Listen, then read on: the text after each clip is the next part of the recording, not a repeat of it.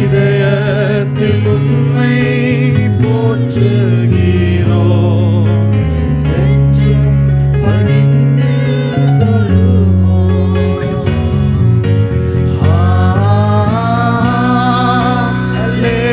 Hallelujah,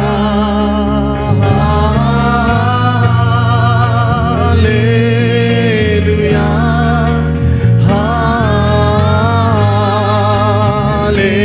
hallelujah,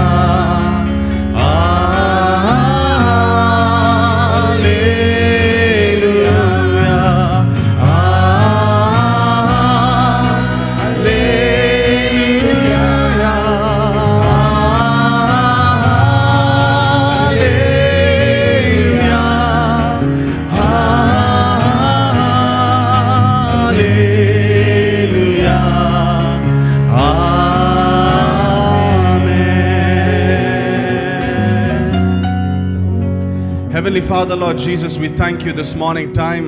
We worship you, we praise your name, we glorify your name in this place, Lord Jesus. You alone are worthy, you alone are worthy, you alone are worthy in this place. We want to thank you, Lord Jesus. We want to thank you in this place. We want to worship you, Lord Jesus. We want to praise you. Come on, let's open our mouth and close our eyes this morning and give thanks to God and to worship him in this morning time. Heavenly Father, Lord Jesus, we bow down our head in prayer. We lift our hands this morning and we just want to say thank you, God. Thank you for your presence this morning time. Thank you for your grace this morning time.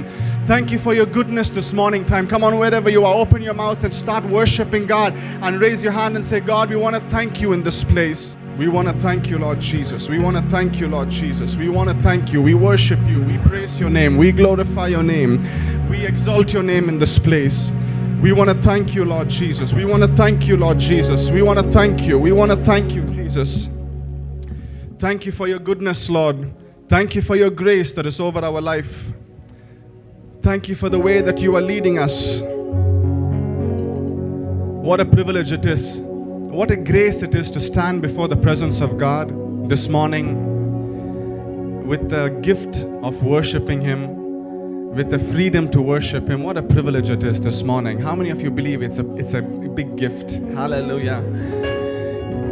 Even as we are standing here this morning, I invite you to surrender yourself to God this morning and say, God, everything that I am going through, I give myself to you, God. I surrender my life to you this morning time. May you speak to me. Let your grace be upon my life.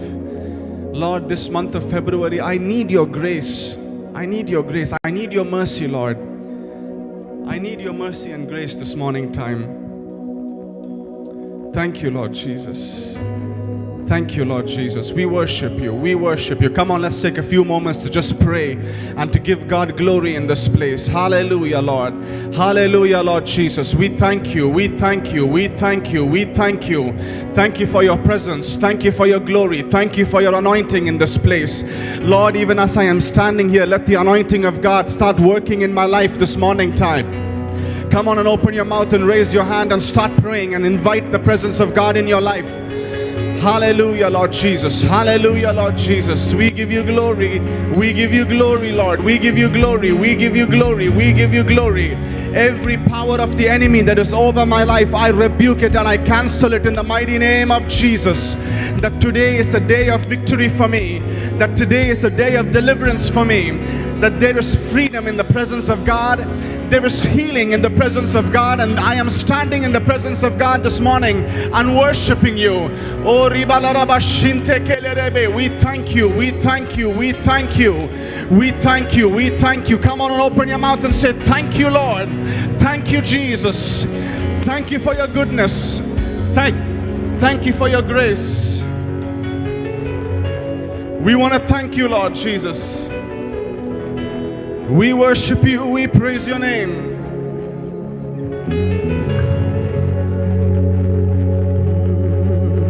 We thank you, Jesus.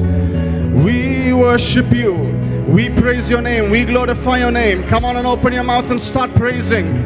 Oh, hallelujah, Lord Jesus. Hallelujah, Lord Jesus.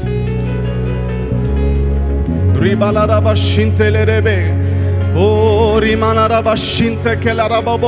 Thank you, thank you, thank you for your anointing. Thank you for your presence. Thank you for your mercy. Thank you for the healing. Thank you that you are speaking to me this morning time. You are speaking to me this morning time, Lord Jesus. அனைத்தையும் அருளிடும் எனக்கென தந்திடும் வலக்கரம் என்னை உயர்த்திடும் என் தேவனே யெகோவா ஈரே, யெகோவா ஈரே, யெகோவா ஈரே, யெகோவா அனைத்தையும் அருளிடும் எனக்கென தந்திடும் வலக்கரம் என்னை உயர்த்திடும் என் தெய்வனே யெகோவா ஈரே, யெகோவா ஈரே, ஆமென். யெகோவா யெகோவா சொல்லுவோம் யெகோவா யெகோவா ஈரே, யெகோவா ஈரே, யெகோவா ஈரே. ஓ அனைத்தையும் அருளிடும் எனக்கென தந்திடும் வலக்கரம் என்னை உயர்த்திடும் என் தெய்வமே.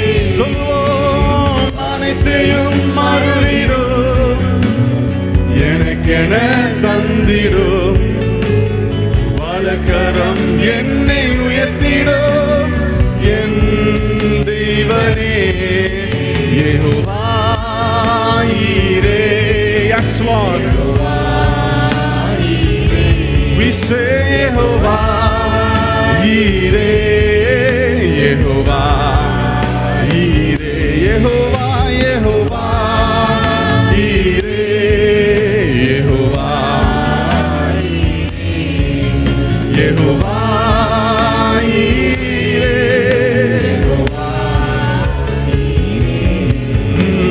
சிலுவையில் எந்த நோய்களை சுமந்தீருந்தன் சரீரத்தில் அங்கே நான் சுகமானேன் என் தெய்வமே. சிலுவையில் எந்த நோய்களை சுமந்தீருந்தன் சரீரத்தில் அன்றே நான் சுகமானேன் தேவனே. சிலுவையில் எந்த நோய்களை சுமந்தீருந்தன் சரீரத்தில் அங்கே நான் சுகமானேன் என் தெய்வனே யெகோவா ஈரே. Yes, யெகோவா ஈரே, யெகோவா ஈரே, யெகோவா ஈரே. ஓ யெகோவா ஈரே, யெகோவா யெகோவா யெகோவா ஈரே, யெகோவா.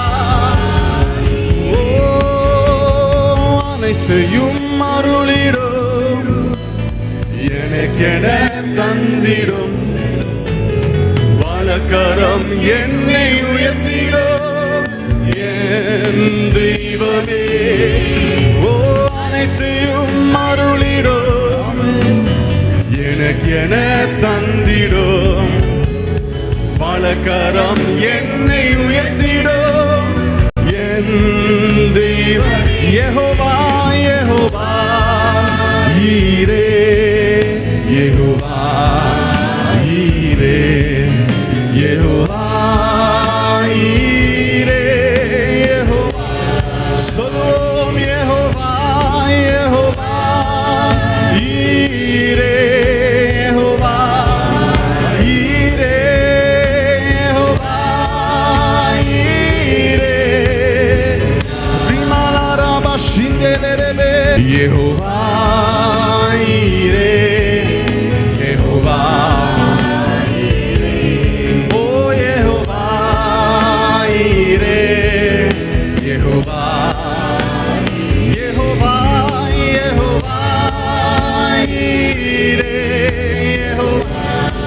கைகளை உயர்த்தி சொல்லுவோம். யெகோவா யெகோவா ஈரே யெகோவா, ஓ யெகோவா ஈரே யெகோவா ஈரே யெகோவா ஈரே யெகோவா ஈரே ரிபாலாரபா ஷிந்தேலேரபே அனைத்தையும் அருளிடும் எனக்கென தந்திடும் பலகரம் என்னை உயர்த்திடும். How many of you believe this morning time? Yes Lord. அனைத்தையும் அருளிடும் எனக்கென தந்திடும் உன் பலகரம் என்னை உயர்த்திடும். என் தெய்வமே யெகோவா ஈரே,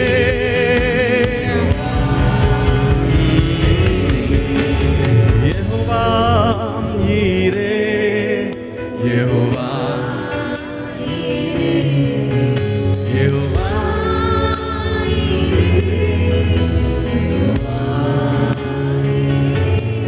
ஓ யெகோவா ஈரே.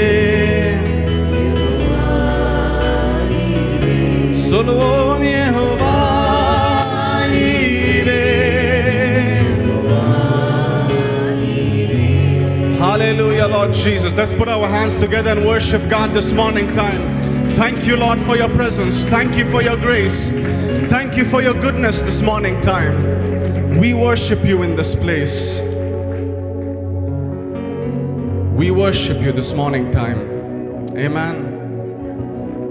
His mercy is everlasting from generation to generation. Hallelujah. His mercy is available for you this morning time. We want to thank you, Lord Jesus. We worship you this morning time. How many of you are glad to be in the presence of God? Hallelujah. Thank you, God, for the life that you have given me. Thank you for the healing that you have given me. Thank you for the deliverance that you have given me. Amen.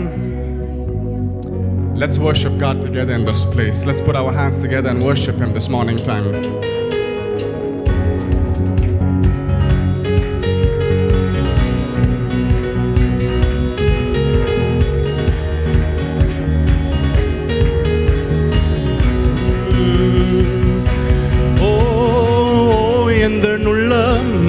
வந்ததால் என் வாழ்க்கையில் எல்லாம் நிறைந்திருப்பதால், ஓ எந்த உள்ளம் நீர் வந்ததால் என் வாழ்க்கையில் எல்லாம் சொல்லுவோம். உம்மை துதிப்பேன், நான் உம்மை துதிப்பேன், உம்மை துதிப்பேன், இன்றும் என்றும் உம்மை போற்றி பாடி துதிப்பேன், இன்றும் உம்மை போற்றி பாடி துதிப்பேன். ஓ எந்த உள்ளம் நீர் வந்ததால், ஓ எந்த உள்ளம் நீர் வந்ததால் என் வாழ்க்கையில் எல்லாம், ஓ உம்மை துதிப்பேன், நான் உம்மை துதிப்பேன், இன்றும் என்றும் உம்மை போற்றி பாடி துதிப்பேன், இன்றும்.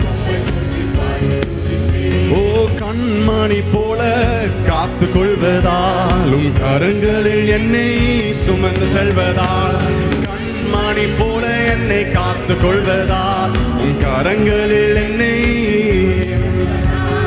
உம்மை துதிப்பேன், நான் உம்மை துதிப்பேன், உம்மை துதிப்பேன், ஓ இன்றும் என்றும் உம்மை போற்றி பாடி துதிப்பேன், இன்றும். ஓ பெயர் சொல்லி என்னை அழைத்திருப்பதால், உன் கரங்களில் என்னை வரைந்திருப்பதால், பெயர் சொல்லி என்னை அழைத்திருப்பதால், உன் கரங்களில் என்னை உம்மை துதிப்பேன், உம்மை துதிப்பேன், இன்றும் என்றும் உம்மை போற்றி பாடி துதிப்பேன், இன்றும். ஓ எந்த உள்ளம் நீர் வந்ததால் என் வாழ்க்கையில் எல்லாம் நிறைந்திருப்பதால், ஓ எந்த உள்ளம் நீர் வந்ததால் என் வாழ்க்கையில் எல்லாம் சொல்லுவோம். உம்மை உம்மை துதி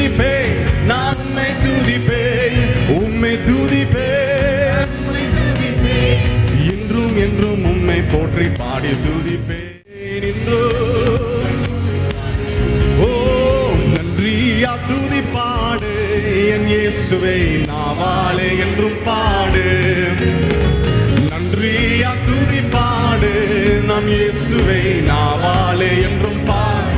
நல்லவர் வல்லவர் நல்லவர் போதுமானவர் வார்த்தையே ரிபானாரபா. வல்லவர் நல்லவர் போதுமானவர் வார்த்தையே உண்மையுள்ளவர். நன்றியா துதி பாடு,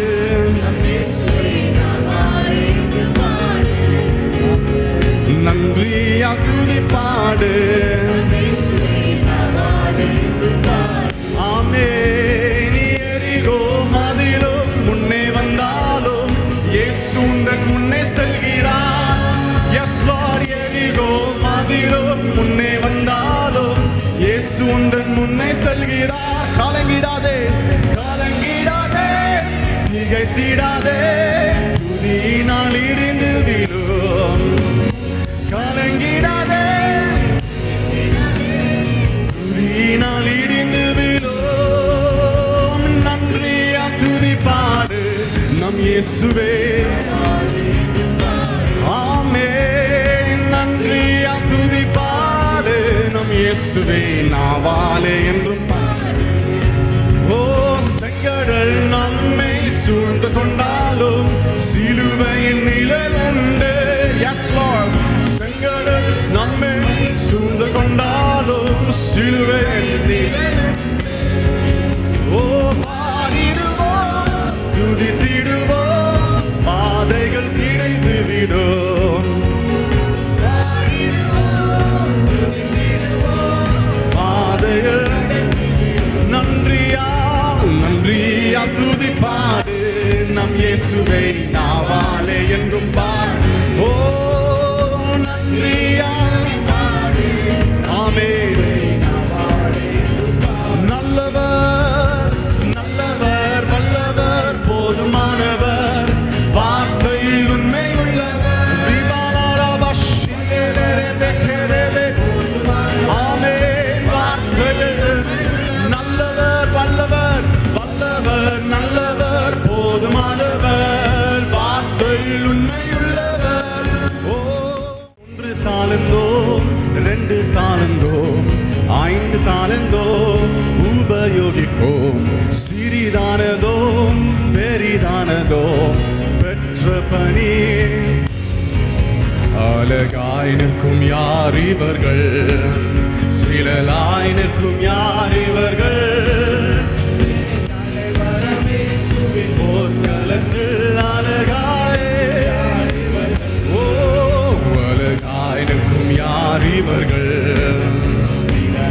நிற்கும் யார் இவர்கள். சேனை தலைவராம் போர்க்களத்தில் அழகாய் நிற்கும் யார். 1 தாலந்தோ 2 தாலந்தோ 5 தாலந்தோ உபயோகித்தோ. சிறிதானதோ பெரிதானதோ பெற்ற பணி செய்து முடித்தோ. அழகாய் நிற்கும் யார் இவர்கள், திரளாய் நிற்கும் யார் இவர்கள். சேனை தலைவராம் இயேசுவின் போர்க்களத்தில் அழகாய் அழகாய் அழகாய் நிற்கும் யார் இவர்கள். சேனை தலைவராம் இயேசுவின்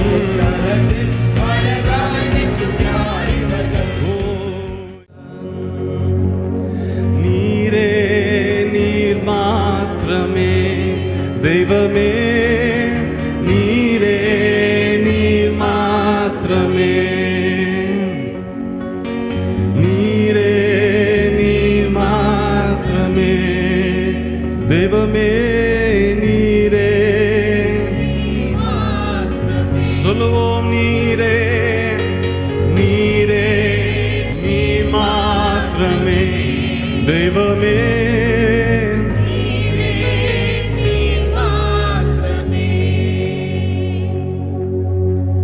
Lord, I need you.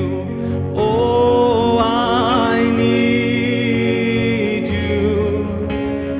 Every hour I need you.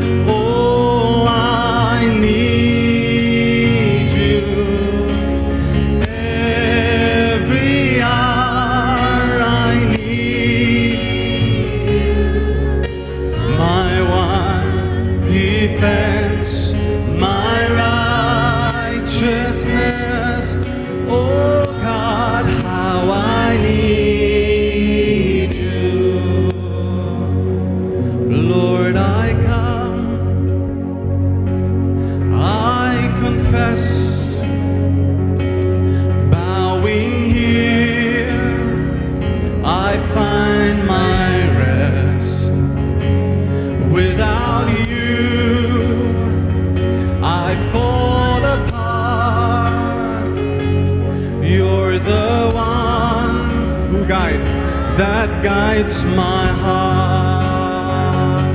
Lord, I need you. Oh, I need you. Every hour I need you. My one defense, my righteousness. Oh God, how I need you. We say, Lord, I need you. Lord, I need you. Oh, I need you. Every hour I need you. My one defense, my righteousness. Oh God, how I need you. I know who goes before me. I know who stands behind. The God of angel armies is always by my side. The one who reigns forever, He is a friend of mine. The God of angel armies is always, we say, I know who goes before me. I know who stands behind. The God of angel armies is always by my side. The one who reigns forever, He is a friend of mine. The God of angel armies is always by my side.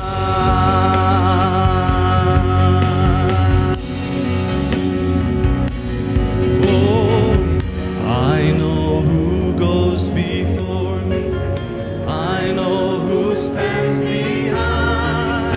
The God of angels armies It's always by my side. The one who reigns forever. Oh, He is a friend of mine. The God of angel armies is always by my side. Holy, holy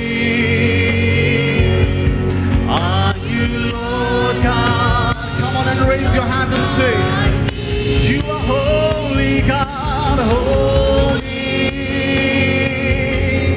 holy are you, Lord God Almighty. Worthy is the Lamb, yes, Lord, worthy is the Lamb. Amen. Worthy is the Lamb, worthy is the Lamb. Amen. Tu yare, tu yare.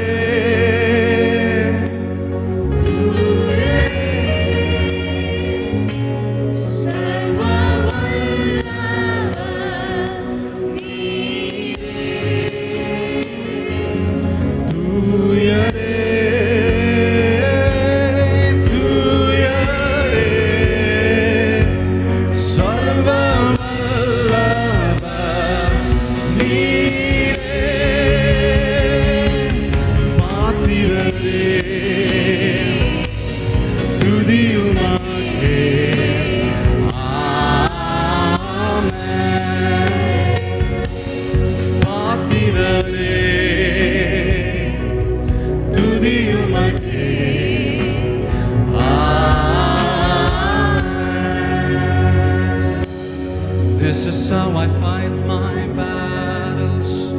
This is how I fight my battles. This is how I fight my battles. This is how I fight my battles. It may look like I'm surrounded, but I'm surrounded by you. It may look like I'm surrounded, but I'm surrounded by you. We say it may look like I'm surrounded, but I'm surrounded by you. It may look like I'm surrounded. Surrounded by you. Oh, this is how I fight my battles. This is how I fight my battles. This is how I fight my battles. This is how I fight my battles. Oh, this is how I fight my battles. This is how I fight my battles. This is how I fight my battles. This is how I fight my battles. Oh, it may look like I'm surrounded, but I'm surrounded by you. It may look like I'm surrounded, but oh, it may look like I'm surrounded, but we say it may look like I'm surrounded.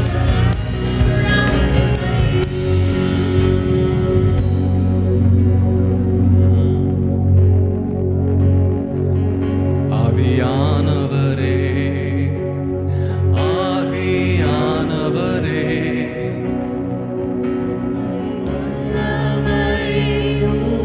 ஊற்றுமையா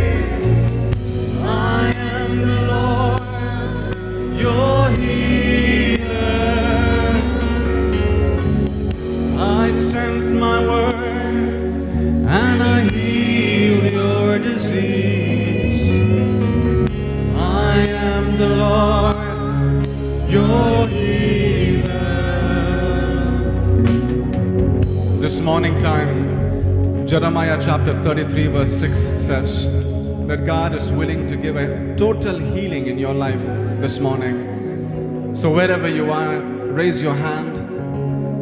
If you are having any pain in any part of your body this morning time, I invite you to put your hand in that place where you're having pain.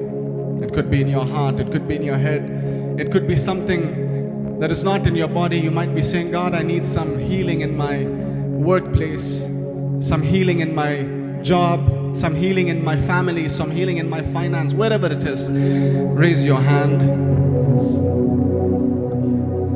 And God is declaring that He is still a God that heals. He didn't finish healing, but He is continuously healing. So with that faith and with that belief, we say, You are the Lord that healeth me.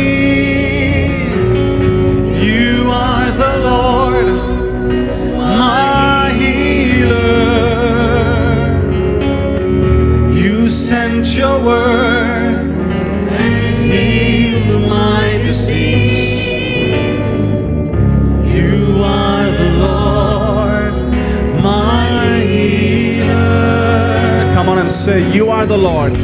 You are the Lord that healeth me. You are, yes, you are Lord, my healer. You sent your word You sent your word and you healed my disease. You are the Lord, my healer.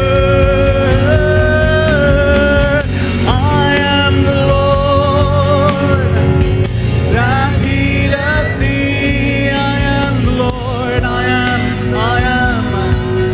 the I sent my word, I sent my word, and I healed your disease.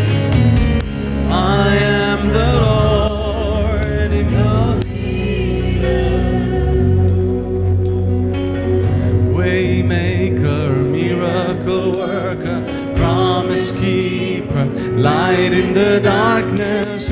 My God, that is who you are. Come on, wherever you are, believe this morning and raise your hand. Waymaker, miracle worker, promise keeper, light in the darkness. My God, that is who you are. We say you are Waymaker, God. Waymaker, miracle worker, promise keeper, light in the darkness. My God, that is who you are. Everywhere I go, I see your way. Waymaker, miracle worker, promise keeper, light in the darkness. My God, that is who you are. That is who you are. That is who you are. That is who you are. That is who you are. We say that is who you are. That is who you are. That is who you are. That is who you are.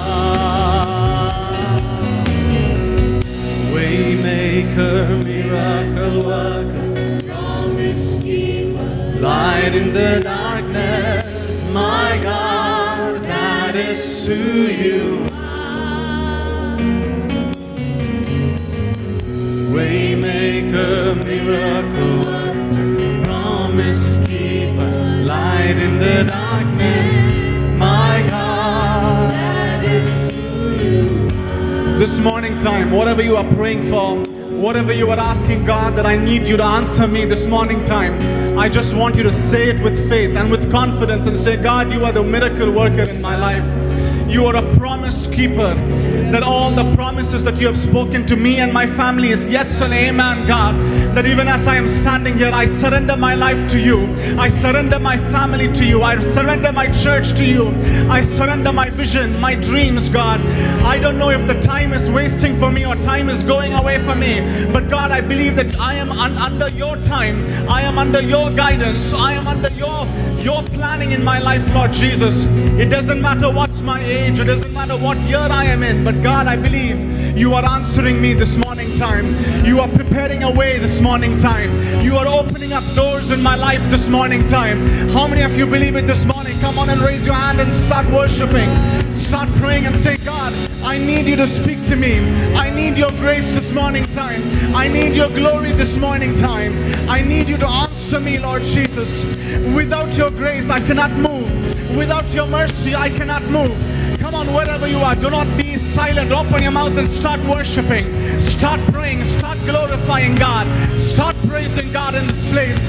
Let the Shekinah glory of God start working in your life this morning time.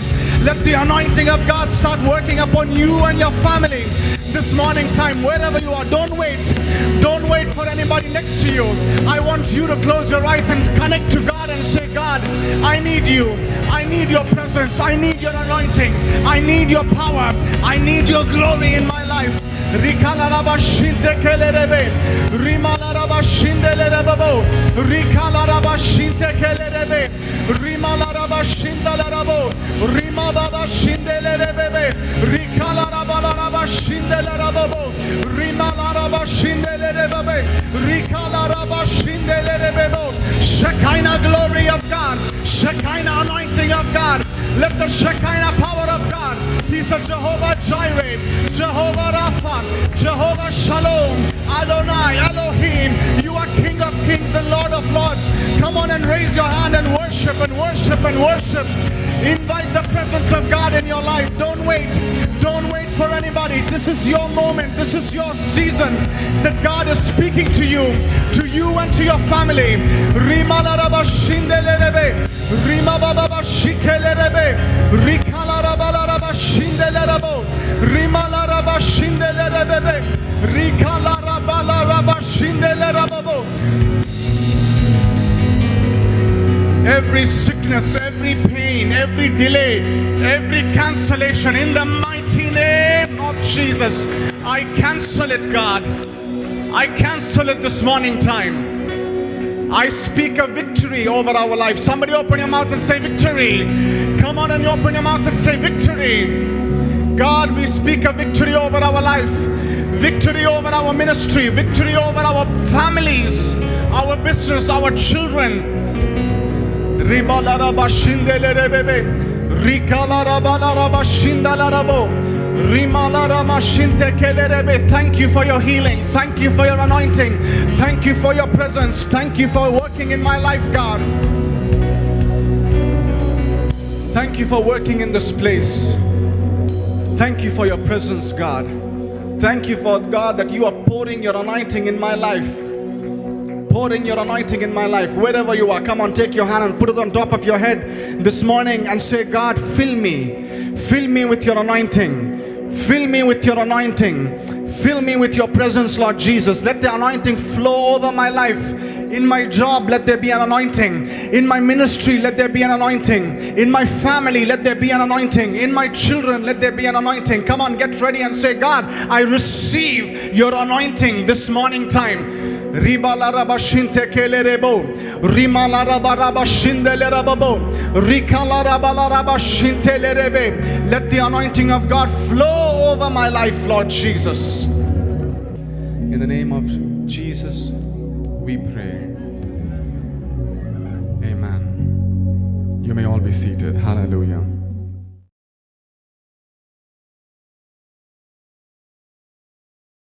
Hallelujah. Hallelujah. ஆண்டவரும் இரட்சகருமாகிய இயேசு கிறிஸ்துவின் நாமத்தில் இந்த காலை வேளையில் உங்கள் யாவரையும் நான் வாழ்த்துகிறேன், நான் வரவேற்கிறேன். ஆமென். We welcome you all in the precious name of Jesus. Amen. தேவனுடைய வார்த்தைக்கு கடந்து செல்வதற்கு முன்பாக நாம் ஒரு நிமிடம் ஜெபம் செய்வோம். Let's pray.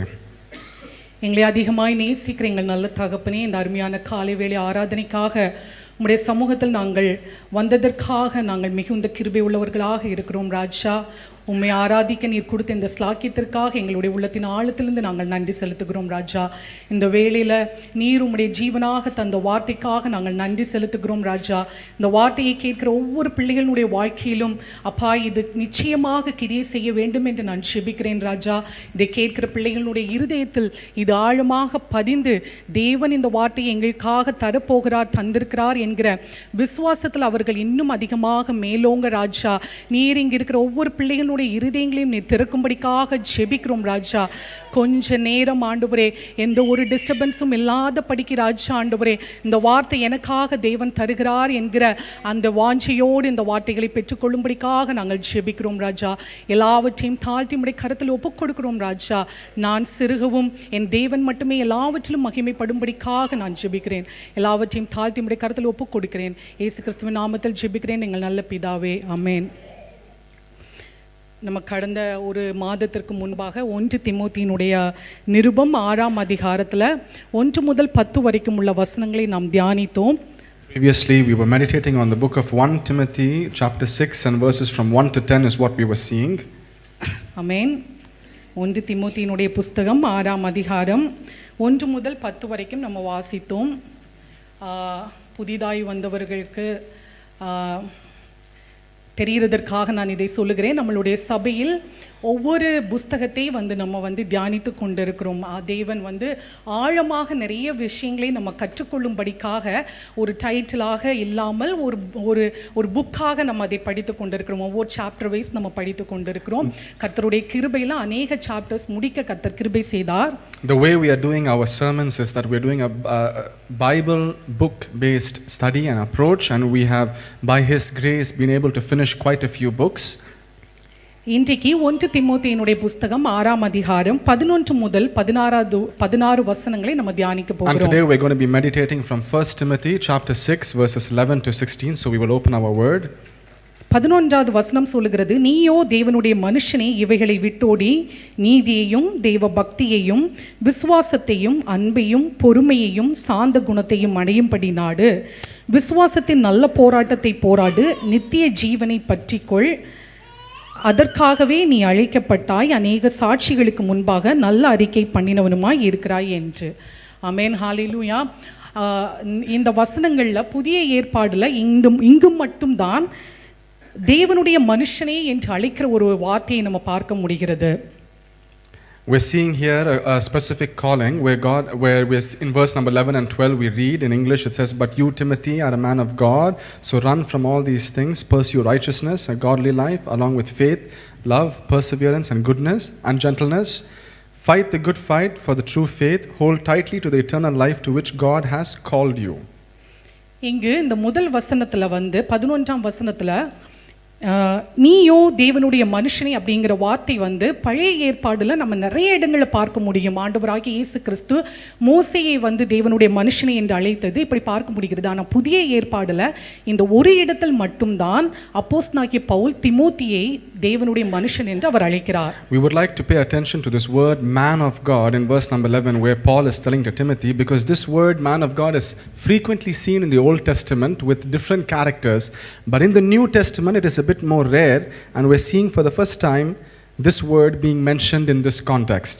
ஆமென். அவர் வந்து அவருக்கு கொடுக்கப்பட்ட அந்த ஊழியத்தினுடைய ரெஸ்பான்சிபிலிட்டியை அவர் வந்து அதிகமாக புரிந்து கொள்ளும்படிக்காக அவர் சொல்லுகிறார் தேவனுடைய மனுஷனே என்று. For Paul had to explain to Timothy the weight and the depth of the responsibility of ministry. That's the reason why he's using this word man of God. நம்ம கடந்த மாதம் அந்த முதல் 10 வசனங்களை வாசிக்கும் பொழுது நம்ம தியானித்த மிகப்பெரிய ஒரு காரியம் வந்து போதும் என்கிற மனம், நம்மளுடைய வாழ்க்கையில் போதும் என்கிற மனம் நம்மளுக்கு வேண்டும் என்கிறது. அப்புறம் பண ஆசை வந்து எப்படி ஒரு மனிதனுக்கு வந்து தீங்காக இருக்கிறது என்பதையும் நம்ம குறித்து தியானித்தோம். Previously we looked at the importance of contentment and saying enough, and we also looked at about the principle of how money is of a challenge for man. We looked at those two important principles. அதை சொல்லி அவர் சொல்லுகிறார், இவைகள் எல்லாம் நீ விட்டோடி நீ நீதியையும் தேவ பக்தியையும் விசுவாசத்தையும் அன்பையும் பொறுமையும் சாந்த குணத்தையும் அடையும்படி நாடு என்று சொல்லுகிறார். So Paul is instructing Timothy saying, as in verse number 11, run away from these things and pursue godly life, faith, love, perseverance and gentleness. அடுத்த வசனம் சொல்லுகிறது, விசுவாசத்தின் நல்ல போராட்டத்தை போராடு, நித்திய ஜீவனை பற்றிக்கொள், இதற்காகவே நீ அழைக்கப்பட்டாய் என்று. The next verse says, fight the good fight of the true faith, because this is what you have been called for. ஆமென். நம்ம எல்லாரும் அழைக்கப்பட்ட ஜனங்களாக தேவனுடைய சமூகத்தில் நம்ம உட்கார்ந்து இருக்கிறோம். ஆமென்.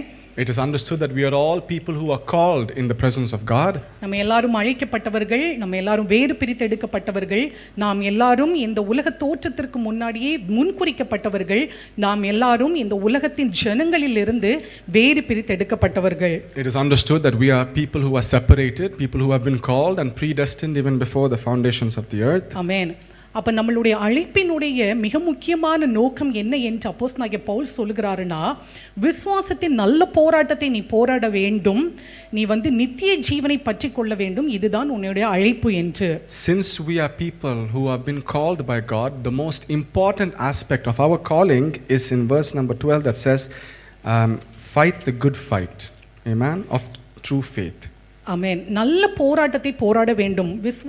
ஒரு விசுவாசியினுடைய வாழ்க்கை என்பது ஒரு போராட்டத்தோடு உள்ள ஒரு வாழ்க்கை. ஏன் ஒரு விசுவாசியினுடைய வாழ்க்கை வந்து ஒரு நல்ல போராட்டத்தோடு உள்ள வாழ்க்கை? A believer or a Christian's life is all about fighting the good fight.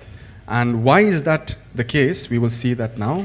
ஏன் ஒரு விசுவாசியினுடைய வாழ்க்கை போராட்டத்தோடே கடந்து போகிறது என்றால் நம்ம வந்து தேவனால் வேறு பிரித்தெடுக்கப்பட்ட பிள்ளைகள். நம்மளுடைய அழைப்பு, நம்மளுடைய வாழ்க்கை என்பதே வேறே. நம்ம கிறிஸ்துவின் சாயலில் வாழ வேண்டும், அவருடைய கற்பனைகளின்படி நடக்க வேண்டும், தேவனுடைய வார்த்தையின்படி பரிசுத்தமுள்ள வாழ்க்கை வாழ வேண்டும். இது நம்மளுடைய அழைப்பாக இருக்கிறது. Why fight is such an important aspect of our faith, fighting the good fight, is because since we have been called and separated, and since we have been commissioned by God to follow him and to follow his principles. நம்மளுடைய வாழ்க்கை இப்படி இருக்கிறது. ஆனா அந்த உலக வாழ்க்கை எப்படி இருக்கிறதுனா இதற்கு எதிர்மறையான ஒரு வாழ்க்கை தான் இந்த உலக வாழ்க்கை இருக்கிறது. ஸோ அதுவும் இதுவும் எப்பவுமே ஒன்றாக போகிற ஒரு வாழ்க்கை அல்ல. ரெண்டுமே ஆப்போசிட் டைரக்ஷன் அல்லது கான்ட்ராஸ்டா இருக்கக்கூடிய ஒரு வாழ்க்கையில தான் நம்ம வாழ்ந்து கொண்டு இருக்கிறோம். Amen. As Christians, our life is focused on following God and following his principles, but the world has a difference from us. The people of the world have other priorities to follow. So the good fight of faith becomes an important aspect of every Christian's life. அதேதான் அப்போஸ்தலனாகிய பவுல் சொல்கிறார், நம்மளுடைய அழைப்பு வேறு, இந்த உலக மனிதர்களுடைய வாழ்க்கை, இந்த உலகம் வேறு. இதுல நீ வந்து ஒவ்வொரு நாளும் உன்னுடைய வாழ்க்கையில நீ வந்து போக வேண்டும் என்றால் ஒரு நல்ல போராட்டத்தோட போராட வேண்டும். அதில் உனக்கு விசுவாசம் நிச்சயமாக தேவை. உன்னுடைய அழைப்பே இது என்று அப்போஸ்தலனாகிய பவுல் சொல்கிறார். That's why Paul says that this is your calling. Your calling is to be a child of God, but also an aspect of your calling is to fight the good fight of faith. ஆமென். அதெல்லாத்தையும் சொல்லிவிட்டு அவர் சொல்லுகிறார், இப்படி ஒரு வாழ்க்கை நீ வாழும்போது அநேகர்களுக்கு முன்பாக நீ ஒரு நல்ல அறிக்கை, நீ ஒரு நல்ல சாட்சி பண்ணினவனாக உன்னால நிச்சயமாக இருக்க முடியும் என்று. It says in verse number 12 towards the end that when you fight the good fight of faith and you are faithful in that, you will be a witness to the people who are around you. எல்லாவற்றையும் சொல்லிவிட்டு அப்போஸ்தலனாகிய பவுல் ஆண்டவராகிய இயேசு கிறிஸ்துவை அதுக்கு வந்து ஒரு நல்ல எக்ஸாம்பிளாக அவர் செட் பண்ணுகிறார். ஆண்டவராகிய இயேசு கிறிஸ்து எப்படி பிலாத்துவின் முன்பாக ஒரு நல்ல அறிக்கை பண்ணினாரோ அவரை நீ பாரு, அவரை பார்த்து நீயும் ஒரு விசுவாசத்தில் இருக்கும் பொழுது மற்ற ஜனங்களுக்கு முன்பாக ஒரு நல்ல சாட்சி உள்ள வாழ்க்கை உனக்கு வாழ முடியும் என்று அப்போஸ்தலனாகிய பவுல் சொல்கிறார். And Paul gives to Timothy a perfect example of how to fight this good fight. In verse 13 he says, be like Jesus who gave a good testimony before Pontius Pilate. எதுவரைக்கும் நீ போராட வேண்டும் என்று அப்போஸ்தலனாகிய பவுல் சொல்கிறார்னா, ஆண்டவராகிய இயேசு கிறிஸ்துவினுடைய பிரசன்னம் அவருடைய இரண்டாம் வருகை வரைக்கும் நீ இந்த போராட்டத்தை நீ போராட வேண்டும் என்று அப்போஸ்தலனாகிய பவுல் சொல்கிறார். And for how long should we be fighting this good fight? We see in verse number 14 in the last part it says till the coming of our Lord Jesus Christ. ஆமென்.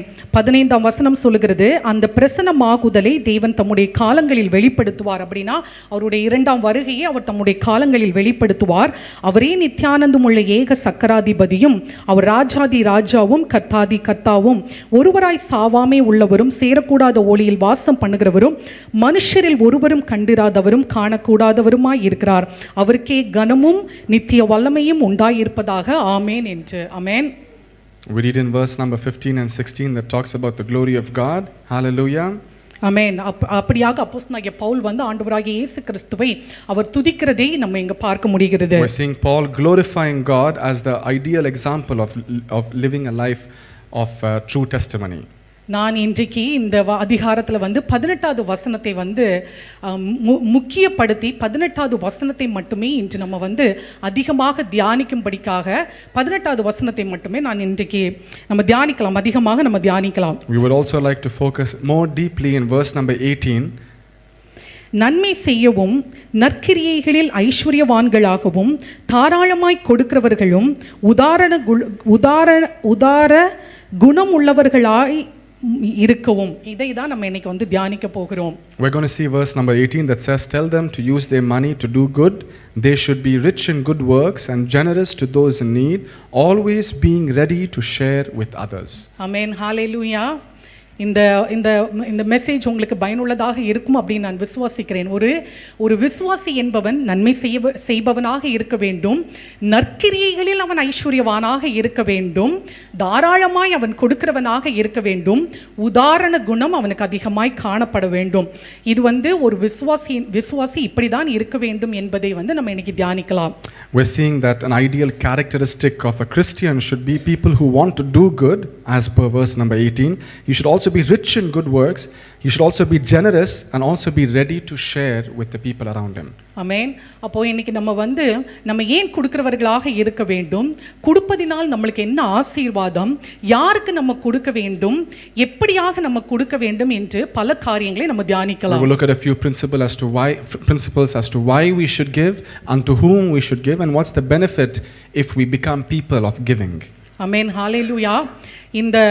இந்த காரியங்களை சொல்லுகிறதுனால சபை கொடுக்கிறதை உங்களை கட்டாயப்படுத்துகிறது என்பதை நீங்கள் அப்படி சிந்திக்கவே வேண்டாம். When we're talking about giving and the principles today, it shouldn't come off that the church is forcing the principle of giving upon you. ஆமென். ஒரு விசுவாசி என்பவன் கொடுத்தால் அவனுக்கு என்ன ஆசீர்வாதம், அவன் ஏன் கொடுக்க வேண்டும் என்பதை தான் நம்ம இங்க தியானிக்க போகிறோம். But it is for you to have an understanding of the importance of giving in your own Christian life. ஒரு தனி மனிதன் இந்த உலகத்தில் வாழ வேண்டும் என்றால் அந்த தனி மனிதனுக்கு எவ்வளவோ தேவைகள் இருக்கிறது, அப்படிதானே? இந்த ஒரு மனிதன் தேவைகள் இல்லாமல் இந்த உலகத்தில் அவனால் வாழ முடியுமா? ஒரு நாள் இந்த வாழ்க்கை வாழ்றதற்கு, அவன் சர்வை பண்ணுகிறதற்கு அவனுக்கு நிச்சயமாக என்ன வேண்டும்? சாப்பாடு, பணம் எல்லாமே ஒரு நிச்சயமாக வேண்டும். அப்போ இந்த உலகத்தில் ஒரு வீடு இயங்குகிறது என்றால் அந்த வீட்டிற்கு எவ்வளவோ தேவைகள் இருக்கிறது. ரெண்ட் பே பண்ணணும், எலக்ட்ரிசிட்டி பே பண்ணணும், எட்டிஸ்லாட் பில் பே பண்ணணும், இப்படி பல தேவைகள் இருக்கிறது போல உலகமெங்கும் இருக்கக்கூடிய சபைகளும் இயங்குவதற்கு ஆப்ரேட் பண்ணுகிறது. சபைகளுக்கும் தேவைகள் இருக்கிறது, ஊழியர்களுக்கு தேவை இருக்கிறது, ஊழியங்களுக்கு தேவை இருக்கிறது, இவாஞ்சலிஸ்டுக்கு தேவை இருக்கிறது, மிஷனரிஸுக்கு தேவை இருக்கிறது. ஸோ நம்மளுடைய அழைப்பு இந்த தேவைகளில் நம்மளுடைய பங்கு என்ன என்பதை தான் நம்ம இன்று தியானிக்க போகிறோமே தவிர உங்களை யாரையும் கட்டாயப்படுத்துவதற்காக நீங்கள் நிச்சயமாக கொடுக்க வேண்டும் என்று கட்டாயப்படுத்துவதற்காக இந்த மெசேஜ் இல்லை. There's always expenses around us to live a life or to operate or to live as a family or to live in a home. In the same way, there's expenses to run a church and to run the ministry. And through these principles, we help to understand how you and me as Christians, how our calling that God is asking us to be people who give in all aspects of life. ஆமென். நம்ம 1 கொரிந்தியர் 8ஆம் அதிகாரத்தை நம்ம வாசிக்கலாம். Let's read 1 Corinthians chapter 6. 2 கொரிந்தியர் 8ஆம் அதிகாரம். 2 Corinthians chapter 8. 2 கொரிந்தியர் 8ஆம் அதிகாரத்தினுடைய 1 முதல் 5 வசனங்களை யாராவது வாசிங்கள். சகோதரரே, மக்கதோனியா நாட்டு சபைக்கு தேவன் அளித்த கிருபையை உங்களுக்கு அறிவிக்கிறோம். அவர்கள் மிகுந்த உபத்திரவத்தினாலே சோதிக்கப்படுகையில் கொடிய தரித்திரமுடையவர்களாய் இருந்தும் தங்கள் பரிபூரண சந்தோஷத்தினாலே மிகுந்த உதாரத்துவமாய் கொடுத்தார்கள். மேலும் அவர்கள் தங்கள் திராணிக்கு தக்கதாகவும் தங்கள் திராணிக்கு மிஞ்சியும் கொடுக்க தாங்களே மனதுள்ளவர்களாய் இருந்தார்கள் என்பதற்கு நான் சாட்சியாய் இருக்கிறேன். தங்கள் உபகாரத்தையும் பரிசுத்தவான்களுக்கு செய்யப்படும் தர்ம ஊழியத்தின் பங்கையும் நாங்கள் ஏற்றுக்கொள்ளும்படி அவர்கள் எங்களை மிகவும் வேண்டிக் கொண்டார்கள். மேலும் நாங்கள் நினைத்தபடி மாத்திரம் கொடாமல் தேவனுடைய சித்தத்தினாலே முன்பு தங்களை தாமே கர்த்தருக்கும் பின்பு எங்களுக்கும் ஒப்பு கொடுத்தார்கள். ஆமென். அப்போஸ்தலனாகிய பவுல் கொரிந்து சபைக்கு மக்கதோனியாவ சபையை ஒரு எக்ஸாம்பிளாக அவர் கொரிந்து சபைக்கு சொல்லுகிறதை இங்க பார்க்க முடிகிறது. In verses number 1 to 5 of this chapter 8, we are seeing that Paul giving the Corinth church an example of how the Macedonian church used to be. ஆமென். அவர் அழகாக அதை ஆரம்பிக்கும் பொழுதே நிறைய நேரங்கள் இந்த அப்போஸ்தலனாகிய பவுலுடைய வார்த்தைகள் அவருக்கு இவ்வளோ கிருபை, இவ்வளோ ஞானம் இருப்பதை நினைச்சு ரொம்ப ஆச்சரியமாக இருக்கும். எதையுமே அவர் ஆரம்பிக்கும் பொழுது மறுபடியும் ஒரு கேள்வி வராதபடிக்கு அதுக்கு ஆன்சரை வைத்தே அந்த அதிகாரங்களை அவர் ஆரம்பிப்பார். ஆமென். Now we're seeing Paul's writing approach and style from verses 1 to 5 and the way he answers this question. அவர் எப்படி சொல்லுகிறார்னா, மேலும் நாங்கள் அன்றியும் சகோதரரே, மக்கதோனியா நாடு சபைகளுக்கு தேவன் அளித்த கிருபையை உங்களுக்கு அறிவிக்கிறோம். ஒரு கிருபை அவர்களுக்கு இருக்கிறதுனால அவங்க கொடுக்கிற ஜனங்களாக இருக்கிறாருன்னு சொல்லிட்டு அவர் அந்த கான்வர்சேஷனை ஸ்டார்ட் பண்ணுகிறார். Paul introduces the Macedonia church in verse 1 by saying it's because of God's kindness or because of God's grace that they were able to be in the way they are. அந்த மக்கதோனியா சபை பார்த்தீங்கன்னா மிகவும் தரித்திரம், அவங்களுக்கு மிகவும் வறுமையான ஒரு சூழ்நிலையில் இருக்கிறார்கள். அந்த வறுமையில் இருந்து மக்கதோனியா சபை என்ன பண்ணுகிறார்கள்னா சந்தோஷத்தோடும் அவங்க உதாரண குணத்தோடும் அவர்கள் மற்றவர்களுக்கு அவர்கள் உதவி செய்கிறார்கள். In verse number 2 we are seeing that this Macedonia church, no matter them being in a very lowly state or in a very poor state, they were very liberal or happy in the way they give. ஆமென். அது மட்டும் இல்லாமல் வசனம் சொல்லுகிறது, மேலும் அவர்கள் தங்கள் திராணிக்கு தக்கதாகவும் தங்கள் திராணிக்கு மிஞ்சியும் கொடுக்க நாங்கள் சாட்சியாக இருக்கிறோம். அவங்களுடைய திராணியை விட அதிகமாக கொடுக்கிறார்கள் என்று அப்போஸ்தலனாகிய பவுல் சொல்லுகிறார். In verse number 3, Apostle Paul is saying that more than what they could afford, they were able to give. இப்போ உங்க எல்லாருக்கும் ஒரு கேள்வி வரும், எப்படி ஒருவன் வந்து மிகுந்த ஒரு பாவர்ட்டியில் இருக்கிறான், அவனே தரித்திரனா இருக்கும்போது எப்படி அவனால வந்து மற்றவர்களுக்கு கொடுக்க முடியும், மற்றவர்களுக்கு வந்து எப்படி அவன் வந்து தாராளமாய் கொடுக்க முடியும் என்று. So it brings a question, if we were in a situation of poverty or lowliness or a lack of resources, how can we give richly beyond our ability? ஆமென்.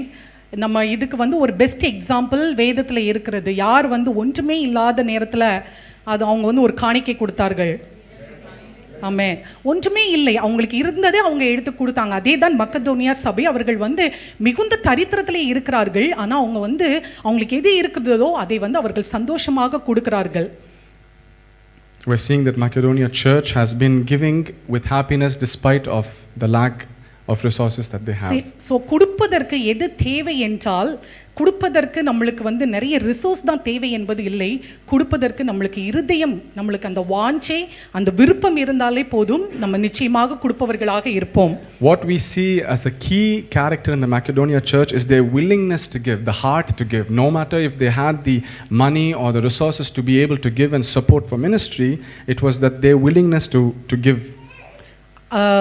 அப்போஸ்தலனாகிய பவுல் கொரிந்து சபைக்கு சொல்லுகிறார், 7வது வசனத்துல கொரிந்து சபைக்கிட்ட அவர் சொல்லுகிறார், உன்கிட்ட விசுவாசம் இருக்கிறது, நீ போதிக்கிறதுல இருக்கிற, நீ அறிவில் இருக்கிற, எல்லாவித ஜாக்கிரதையிலும் இருக்கிறங்க, எங்கள் மேல் உள்ள உங்கள் அன்பு கூட அதிகமாக இருக்குது, மற்ற எல்லா காரியங்களிலும் நீங்கள் பெருகி இருக்கிறீங்க, இந்த தர்ம காரியத்திலையும் நீங்கள் பெருகி இருக்க வேண்டும் என்று அப்போஸ்தலனாகிய பவுல் சொல்கிறார். ஸோ அந்த கிவிங் எவ்வளோ முக்கியம் என்பதை, எப்படியெல்லாம் விசுவாசம், போதிப்பு, அன்பு இதெல்லாம் முக்கியமோ, நீங்கள் கொடுப்பதிலும் நீங்கள் கொடுப்பதிலும் நீங்கள் அதை செயல்படுத்த வேண்டும் என்று அப்போஸ்தலனாகிய பவுல் சொல்லுகிறார். We're seeing the importance of giving highlighted in verse number 7, where Paul says, you might be good in your faith, your gift of speech, your knowledge, your enthusiasm and your love, but I also want you to be gracious in your giving habits.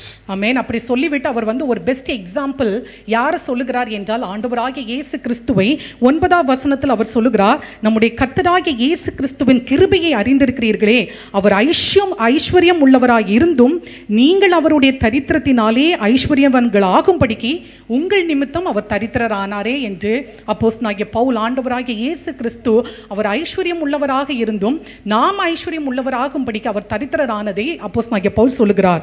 Once again we are seeing the example of Paul pointing to Jesus and saying, just as how Jesus was generous and through his grace he became poor so that you could be rich, we take that as an example. ஆமென். ஹalleluya. இங்கு வந்து இந்த Corinth சபை அல்லது கொரிந்தில் இருக்கிற ஜனங்கள் பார்த்தீங்கன்னா, அவங்களுக்கு கொடுக்க வேண்டும் என்கிற எண்ணம் இல்லாமல் எல்லாம் இல்லை. அவங்க வந்து பரிசுத்தவான்களை தாங்க வேண்டும், ஊழியங்களை தாங்க வேண்டும் என்கிற எண்ணம் அவர்களுக்கு ஏற்கனவே இருந்தது. அவங்க வந்து 1 இயர்க்கு முன்னாடியே இப்படிப்பட்ட ஊழியங்களை நம்ம தொடங்க வேண்டும் என்று அவங்களுக்கு வாஞ்சை இருந்தது. ஆனால் அவர்கள் அதை செயல்படுத்தவில்லை. இது வந்து நீங்கள் 11-12 வசனங்களை வந்து நீங்க பார்க்க முடியும். We see that it's not that Corinth church had no desire of giving, it's just that they did not act upon those desires. ஆமா, கரெக்டாக சொன்னாங்க. ஆக்ஷன் கிடையாது. அவங்களுக்கு வந்து அந்த தாட் இருந்தது, எண்ணம் இருந்தது, விருப்பம் இருந்தது, எல்லாமே இருந்தது. ஆனால் அது ஆக்ஷனில் அவங்க அதை வந்து பண்ணல. அதனால்தான் 11ஆம் வசனத்தை வாசிங்கள். ஆகையால் அதை இப்பொழுது செய்து நிறைவேற்றுங்கள். கொடுக்க வேண்டும் என்கிற விருப்பம் உண்டாயிருந்தது போல உங்களுக்கு உள்ளவைகளில் எடுத்து அதை நிறைவேற்றுதலும் உண்டாவதாக. அப்போ அவங்களுக்கு விருப்பம் இருக்குது, ஆனால் அதை நிறைவேற்ற மாட்டேங்கிறாங்க. நம்ம கூட அப்படிதான். சில நேரங்களில் யாராவது வந்து நிறைய காரியங்கள் இப்படி தேவைகள் இருக்கிறது, அங்கே இருக்குது இங்கே இருக்குதுன்னு சொல்லும்போது ரொம்ப எமோஷ்னல் ஆகி அந்த நேரத்தில் வந்து ஓகே நம்ம ஒரு ஊழியக்காரரை தாங்க வேண்டும், இல்லை ஒரு இவ்வளோ காசு கொடுக்க வேண்டும் என்று அந்த நேரத்தில் அந்த ஒரு எமோஷ்னலாக நம்மளுக்கு வந்து நிறைய தாட்ஸ் வருது. நம்ம வந்து சில நேரங்கள் வந்து ஒரு கொடுக்க வேண்டும் என்கிற ஒரு கமிட்மெண்ட் கூட நம்ம இருதயத்தில் வரும். ஆனால் ஆக்ஷன் இருக்கிறதா அப்படின்னு பார்த்தீங்கன்னா அது சில நேரங்கள் இல்லாமல் வந்து போகிறது. இதே மாதிரி தான் அவங்களுக்கு விருப்பம் இருக்கிறது, ஆனால் ஒரு வருஷமாக அவங்க அதை இம்ப்ளிமெண்ட் பண்ணாமல் இருக்கிறார்கள். The Corinth church in verse number 11 it says that Paul is instructing the Corinth church, now you should finish what you started. Let the eagerness you showed in the beginning be matched with your giving. Many times even we might make commitments in our heart, or we might be pushed in our spirit to give, or we might have a desire to give, God is highlighting the importance of acting or giving action to those desires. அப்படியாக அப்போஸ்தலனாகிய பவுல் 9ஆம் அதிகாரத்திற்கு வரும் பொழுது Corinth சபை கிட்ட ரொம்ப அழகாக 2 வசனங்களை அவர் சொல்லுகிறார். 1-2 வசனங்களை வாசியுங்கள். பரிசுத்தவான்களுக்கு செய்ய வேண்டிய தர்ம காரியத்தை குறித்து நான் அதிகமாக உங்களுக்கு எழுத வேண்டியதில்லை. உங்கள் மன விருப்பத்தை அறிந்திருக்கிறேன். ஆகாயத்தில் உள்ளவைகளை ஒரு வருஷமாக ஆதாயமாயிருக்கிறவர்கள் என்று நான் மக்கதேனியருக்கு சொல்லி உங்களுக்கு புகழ்ந்தேனே. உங்கள் ஜாக்கிரதையை அநேகர் எழுப்பிவிட்டதும் உண்டு. இப்போ அவர் என்ன சொல்லுகிறார்னா, ஃபஸ்ட்டு கொரிந்து சபைக்கு மக்கதோனியாவை எக்ஸாம்பிளாக சொல்லுகிறார். அவங்க பாவர்ட்டிலையும் கொடுக்குறவங்களா இருக்கிறாங்கன்ட்டு.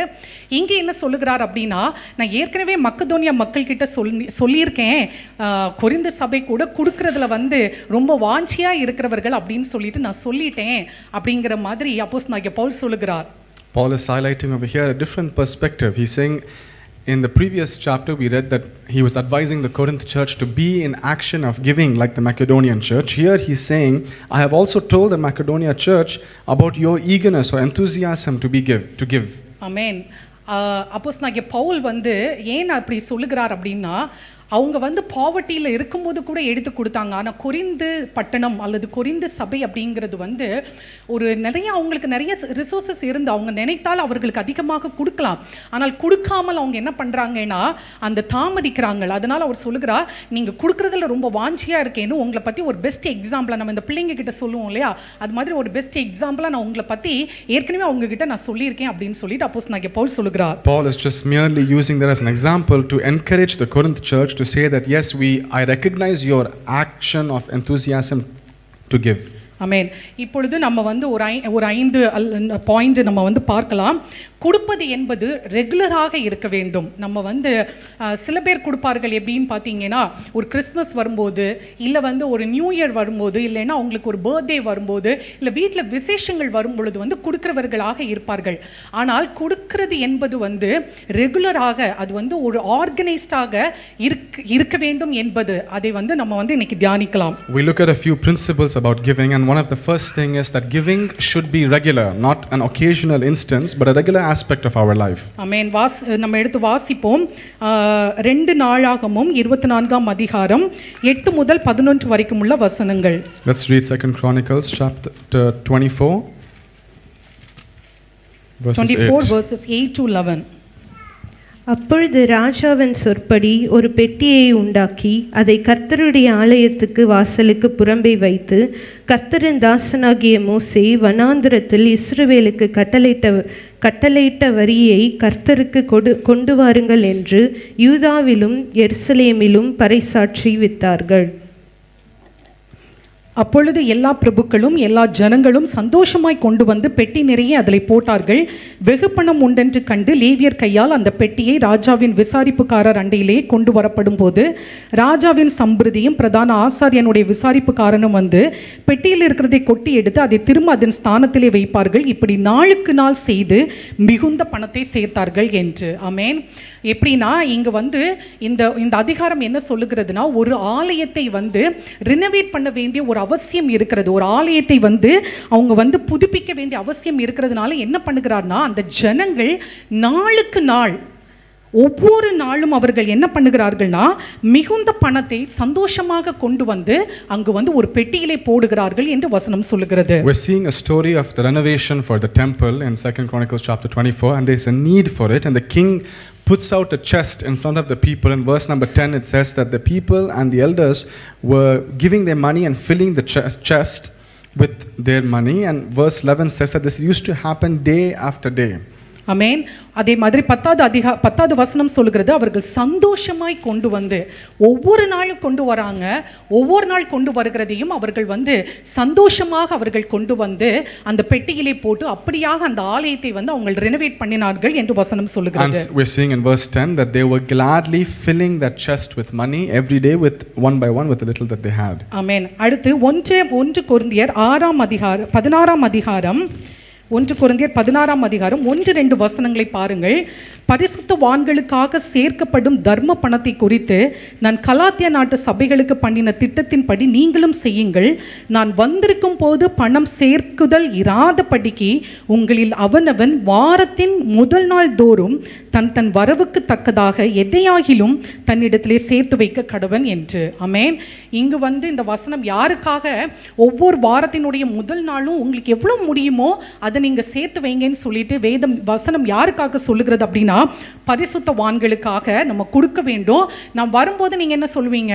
மாத கடைசியில் வந்திருக்கீங்க, எல்லாமே செலவழிந்து விட்டது, இப்போ என்கிட்ட எதுவுமே இல்லை, நீ நெக்ஸ்ட் மந்த் சேலரி வந்தால் தான் தர முடியும்னு சொல்லிட்டு. ஆமாம், அதனால் அவர் என்ன சொல்லுகிறான்னா, நான் வரும்போது உங்ககிட்ட எதுவுமே இல்லைன்னு நீங்கள் சொல்லக்கூடாதுங்கிறதுக்காக ஒவ்வொரு வாரமும் ஃபஸ்ட் டே நீங்கள் எதையாவது உங்களுக்கு எவ்வளோ முடியுதோ, கட்டாயம் எல்லாம் கிடையாது, உங்களுக்கு எவ்வளோ முடியுதோ அதை சேர்த்து வைங்க, நான் அப்போ பரிசுத்தவான்களுக்கு நான் அதை கொடுப்பேன் என்று சொல்லுகிறார். Another instance in 1 Corinthians chapter 16, 1 and 2, we're seeing Paul is instructing the people of Jerusalem to say, collect money at the first day of every week. Try to put aside some money so that you have money to put aside. You might not end up with no money by the end of the month. And he's giving an instruction on how money needs to be saved in order to give for the ministry. Amen. 2 நாளாகமும் 31ஆம் அதிகாரம் 4 முதல் 10 வரைக்கும் உள்ள வசனங்களை நம்ம வாசிக்கும் பொழுது பார்த்தீங்கன்னா, இங்கு நம்ம பழைய ஏற்பாடில் நம்ம எல்லாருக்கும் தெரியும், ஒரு ஆலயத்தில் லேவியர்களும் ஆசாரியர்களும் தான் அந்த ஆசாரிய ஊழியங்களை பண்ணுவார்கள் என்று நமக்கு தெரியும். அவங்களுக்கு எப்படி அவங்களுக்கு அவங்களுடைய தேவைகள் எப்படி சந்திக்கப்படும் அப்படின்னா, அந்த ஆலயத்தில் கொண்டு வருகிற காணிக்கைகளில் இருந்து தான் அவங்களுடைய தேவைகள் சந்திக்கப்படும். இதெல்லாமே நம்மளுக்கு பழைய ஏற்பாடில் நம்மளுக்கு தெரியும். லேவியர்கள் ஆசாரியர்கள் எல்லாம் அதிலிருந்து தான் எடுப்பார்கள் என்று.